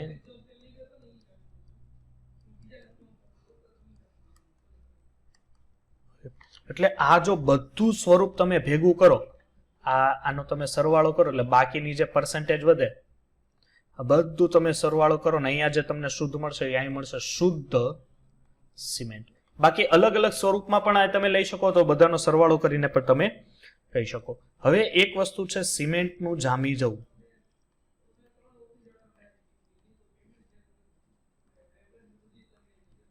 ઓકે, હવે શું છે કે સિમેન્ટ તમે લ્યો, આપણને ખબર છે પાણી લ્યો એટલે સિમેન્ટ શું થાય? જામી જાય. જામવું અને કઠણ, જેમાં જલીયકરણ અને પુનઃગોઠવણી થઈ શકે. બરોબર છે. અને સિમેન્ટમાં સૌથી વધારે જો વેગ વધારે ને સિમેન્ટ કોઈ જામવા માટે, તો સિમેન્ટના જામવા માટે સૌથી કોઈ પદાર્થ જો પરિબળ આપણે એમ કહી શકીએ ભાગ ભજવે તો એ છે જીપ્સમ. એની અંદર રહેલો જીપ્સમ છે સૌથી પ્રબળ ભાગ ભજવે છે. ઓકે, ચાલો હવે લાસ્ટ આપણી જે થિયરી છે એસ બ્લોક એલિમેન્ટની, એ છે મેગ્નેશિયમ અને કેલ્શિયમની જૈવિક અગત્યતા. ચાલો આ ફટાફટ જોઈને આપણે એના MCQ ઉપર આપણે ફટાફટ જશું. બરોબર છે. ફરીથી એક માણસ લઈ લો. બરોબર છે. માણસનો વજન તમારે જેટલો રાખો, 70 કિલોનો માણસ હોય એટલે ઇનફ છે. એને જો વાળે હેર સ્ટાઇલ નહીં કર્યા. જો આ જે 70 કિલોનો માણસ હોય, આ 70 કિલોના માણસમાં 1200 ગ્રામ કેલ્શિયમ રહેલું હોય. કેટલું? 1200 ગ્રામ. સાથે સાથે 25 ગ્રામ એની અંદર મેગ્નેશિયમ રહેલું હોય, 5 ગ્રામ ખીલીઓ એટલે મીન્સ કે લોખંડ, આયર્ન, અને 0.06 ગ્રામ એની અંદર કોપર રહેલું. કોઈ પણ માણસ જે રેગ્યુલર માણસ હોય તો એની રોજની કેલ્શિયમ અને મેગ્નેશિયમની, જો ફરીથી કે આ જે કોઈ માણસ છે એની અંદર 1200 ગ્રામ કેલ્શિયમ રહેલું હોય, એની અંદર 25 ગ્રામ મેગ્નેશિયમ છે, 5 ગ્રામ આયર્ન એટલે મીન્સ કે ખીલીઓ લોખંડ, અને 0.6 ગ્રામ એની અંદર શું રહેલું હોય છે? કોપર રહેલું છે. હવે હું થશે કે કોઈ પણ જે દૈનિક જરૂરિયાત, કોઈ આપણે દૈનિક કાર્ય કરીએ છીએ, એ દૈનિક કાર્યની અંદર કોઈ સામાન્ય માણસની દૈનિક જે જરૂરિયાત છે કેલ્શિયમ અને મેગ્નેશિયમની દૈનિક જે જરૂરિયાત, એ દૈનિક જરૂરિયાત હોય છે 200 થી 300 મિલીગ્રામ. આટલી એની જરૂરિયાત હોય. ઓકે, ધ્યાન આપજો કે મેગ્નેશિયમ છે એ કોને કારણે જોવા મળે? તો મેગ્નેશિયમ છે ખાસ કરીને લીલી વનસ્પતિમાં, જે લીલી વનસ્પતિ છે એમાં ક્લોરોફિલ છે એની અંદર મેગ્નેશિયમ સંકીર્ણ સ્વરૂપે હોય. ઓકે, અને આ મેગ્નેશિયમ સંકીર્ણ સ્વરૂપે હોય જે તેનો લીલો રંગ પણ ઘણીવાર દર્શાવે છે, એમ પણ કહીએ છીએ કે જે પ્રકાશ સંશ્લેષણની પ્રક્રિયાથી એમાં ભાગ ભજવે છે. એટલે કે મીન્સ કે દાખલા તરીકે તમારી પાસે કોઈ આ કોષ છે, આ કોષ છે એની અંદર કોષની અંદર કોઈ આયન તરીકે આપણને ખબર છે કે પોટેશિયમ સોડિયમ એ કોષની અંદર જે આગળ આપણે પોટેશિયમ અને સોડિયમની જૈવિક અગત્યતા જોઈએ એની અંદર ભાગે. હવે દાખલા તરીકે આ રીતના આ કોષ છે એની આપણને ખબર છે કે સોડિયમ પોટેશિયમ પંપ તરીકે વર્તે અને સાથે સાથે એની આજુબાજુ જે મેગ્નેશિયમ આયન છે એ મેગ્નેશિયમ આયનો પણ એ સ્વરૂપે તેની આજુબાજુ ગતિ કરતા હશે. એટલે જે ઉત્સેચકો હોય, ઉત્સેચકોનું કાર્ય શું હોય? પેલી વસ્તુ, ઉત્સેચકોનું કાર્ય શું હોય? ઉત્સેચકો જૈવિક પ્રક્રિયામાં ઉત્સેચક કે, અને જો તમે એને કેમિકલ રિએક્શનમાં લઈ આવો તો કેમિકલ રિએક્શનમાં એને શું કહેવાય? સર, કેમિકલ રિએક્શન પ્રમાણે ઉદ્દીપકો થયા. ઉદ્દીપકો શું કરે કે તમારા કોઈ પણ જે રાસાયણિક પ્રક્રિયા છે આ રાસાયણિક પ્રક્રિયાના વેગમાં વધારો કરે. તો ઉત્સેચકો શું કરે? ઉત્સેચકો સાહેબ એ કરે કે આપણા શરીરમાં થતી જે પણ જૈવિક પ્રણાલી છે, જે પણ જૈવિક ક્રિયાઓ છે, દાખલા તરીકે ખોરાકનું પાચન હોય અથવા રુધિરનું વહન હોય અથવા કોષો ખોલબંધ કરવા અથવા તમને પૂરતી શક્તિ આપવી, એ બધું જ કામ કરવા માટે ઉત્સેચકો એક એનો ભાગ ભજવે.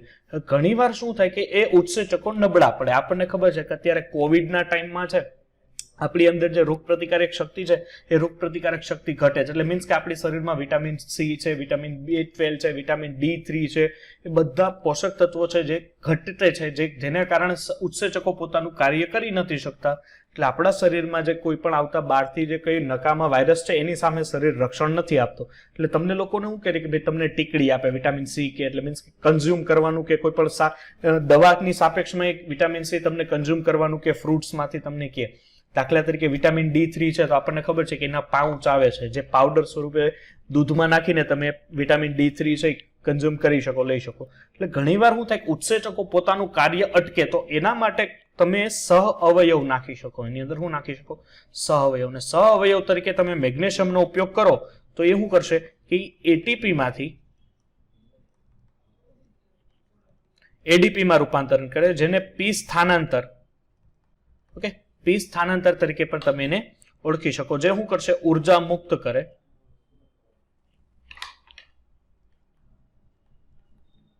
ઉર્જા મુક્ત કરે અને જૈવ રાસાયણિક પ્રક્રિયા પણ સારી કરે છે.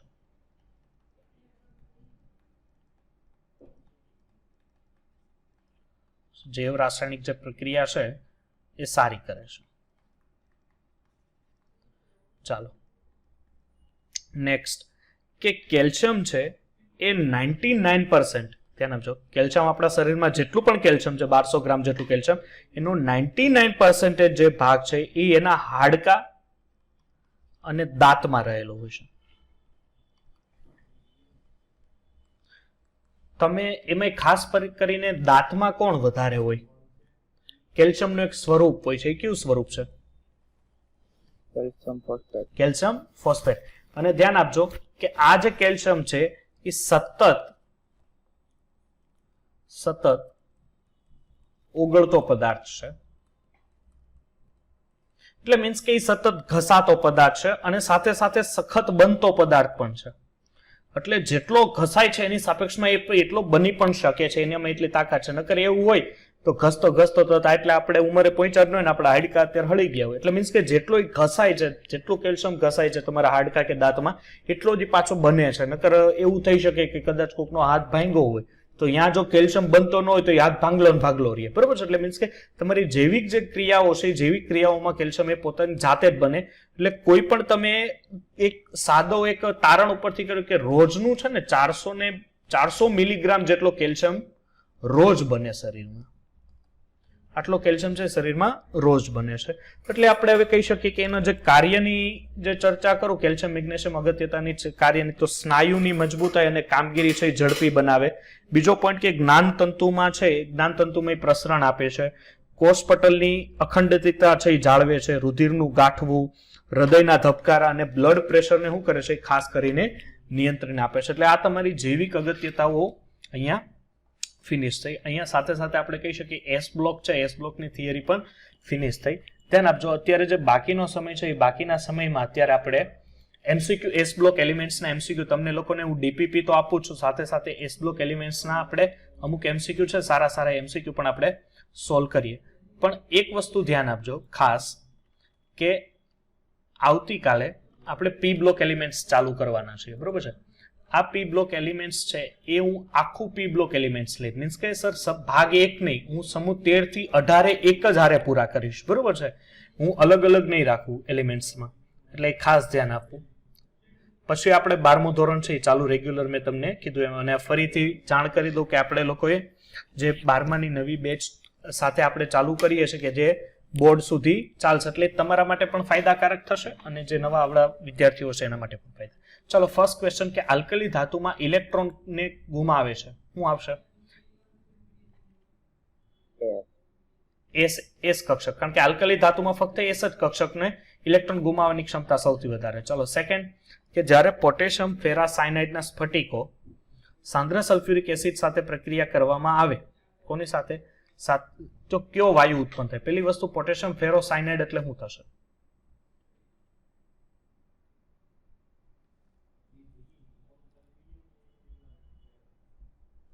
આઈડિયા છે? પોટેશિયમ ફેરોસાયનાઇડ સર કે ફોર એફિશિયન્સી આવે. હે? કે ફોર એફિશિયન્સી આવે. કે ફોર એફિશિયન્સી બરોબર છે. અને આનો રંગ ખબર છે કોઈને? તમે લોકો કદાચ લેબમાં ભૂલથી ગયા હોય તો લેબમાં આ પડ્યું હોય. સર આછો જાંબલી હે? આછો જાંબલી આવે? ના ના, આછો જાંબલી તો નહીં. આનો રંગ કેવો હોય ખબર છે? થોડો ગ્રીનિશ તરફ હોય, મીન્સ કે બહુ ગ્રીન પણ ના કહી શકાય. આપણે કેમ નીચે જો વેદ ક્લાસ લખેલું એટલો બધો નહીં, પણ લાઇટ ગ્રીન, એકદમ લાઇટ ગ્રીન પ્રકારનો રંગ હોય. તો ધ્યાન આપજો, એ જ્યારે H2SO4 સાથે કરશે પ્રક્રિયા, તો અહીંયા રહેલો જે આ સાયનાઇડ છે ને, આ સાયનાઇડ તમને પેલી વસ્તુ કે આ જે Fe દેખાય છે, આ પેલી વસ્તુ કે આ Fe છે, આ પોટેશિયમ જે પ્રક્રિયા થાય છે હું તમને આપી દઉં છું કે પેલી વસ્તુ Fe છે એ Fe2O3 માં કન્વર્ટ થશે. બીજી વસ્તુ કે આ જે પોટેશિયમ છે, આ પોટેશિયમ બનાવશે KOH, એટલે પોટેશિયમ હાઇડ્રોક્સાઇડ, અને અહીંયા રહેલો જે કાર્બન છે એ કાર્બન આ ઓક્સિજન સાથે રિએક્ટિવિટી આપીને કાર્બનનો મોનોક્સાઇડ સંયોજન, એટલે કાર્બન મોનોક્સાઇડ આપશે. અહીંયા સોરી, અહીંયા સલ્ફર રહી ગયેલો ને, તો સલ્ફર છે, સલ્ફર 1 મિનિટ, 1 મિનિટ, એમાઇન એટલે મીન્સ કે એમોનિયા બધા આપી દઉં છું, KOH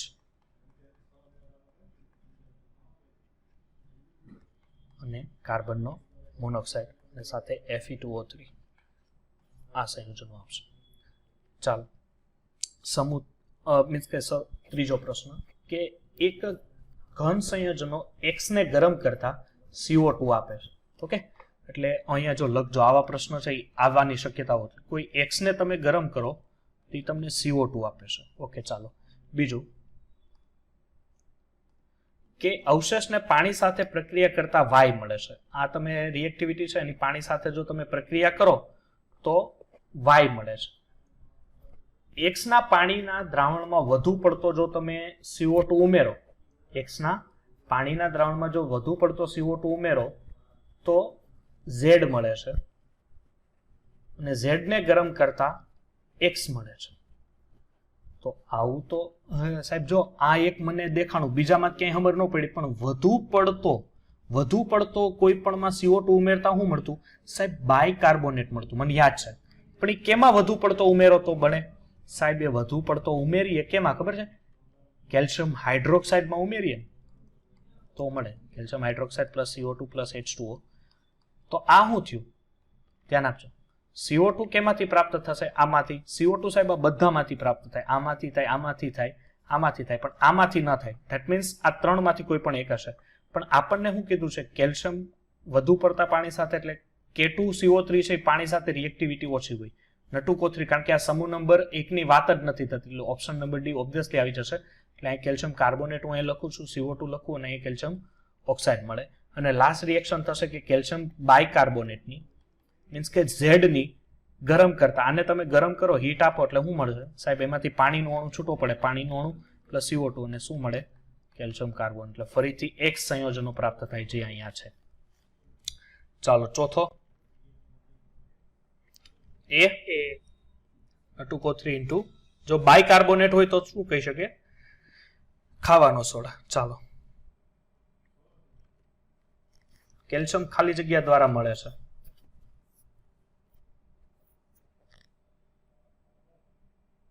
ચાલો કયો કેલ્શિયમ ખાલી જગ્યા દ્વારા મેળવી શકો તમે?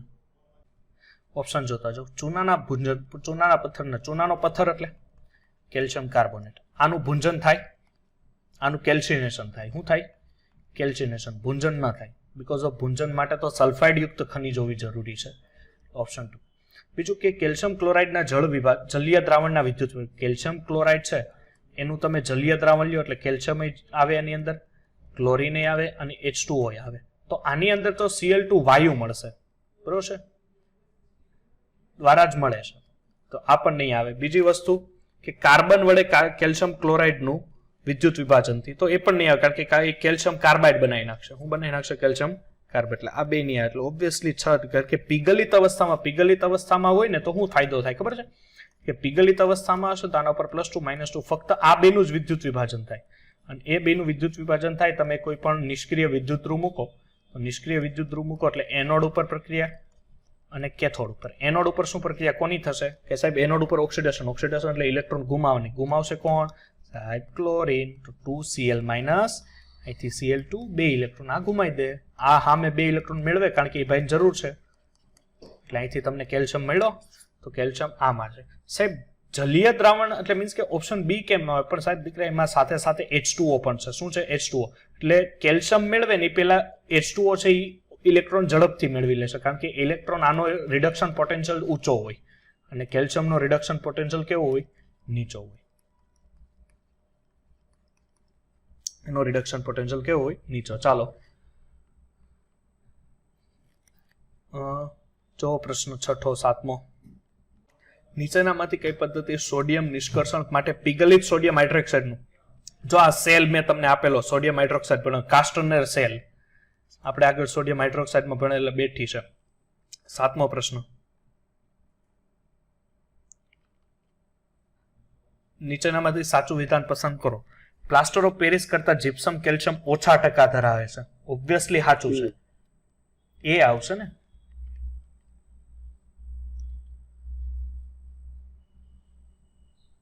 કારણ કે પ્લાસ્ટર ઓફ પેરિસને ગરમ કરતા એમાંથી જીપ્સમ ના મળે. જીપ્સમના જલ્યકરણથી પ્લાસ્ટર ઓફ પેરિસ મેળવી શકાય એ વસ્તુ ખોટી. જલ્યકરણ જીપ્સમ એક આખું સ્વરૂપ જ બની ગયું, એ પ્રતિવર્તી પ્રક્રિયા નથી. અને ચોથું છે કે જીપ્સમના આંશિક ઓક્સિડેશનથી પ્લાસ્ટર ઓફ પેરિસ મળે એ પણ ખોટું છે. ચાલો કેલ્શિયમ ક્લોરાઇડનું સૂત્ર શું થશે? સી. કારણ કે આ માટે પી બ્લોકના જે હાઇપોક્લોરાઇડ ક્લોરાઇડ સંયોજનો છે ને એ યાદ રાખવા કમ્પલસરી છે. ચાલો નીચેના પૈકી બધા સંયોજનો પાણી સાથે પ્રક્રિયા કરે તો કઈ જોડ સમાન વાયુરૂપ મિશ્રણ આપે? મીન્સ કે કોની નિપજ બંનેની સમાન થશે? તો પેલું શું છે? કેલ્શિયમ. કેલ્શિયમની પ્રક્રિયા પાણી સાથે કરું, H+, OH-. કેલ્શિયમ ઉપર કયો ચાર્જ હોય? +2.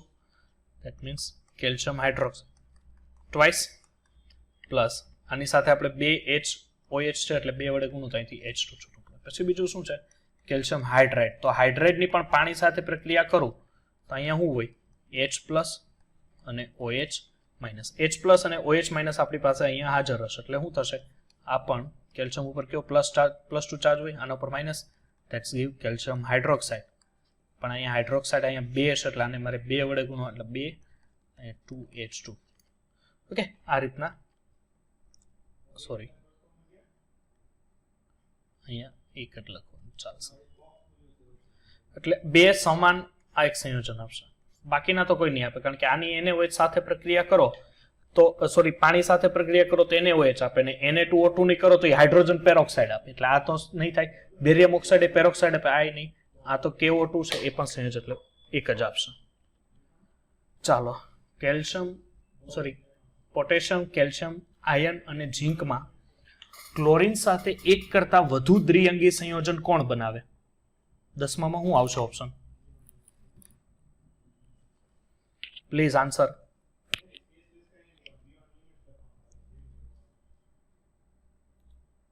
યસ, સી આવશે.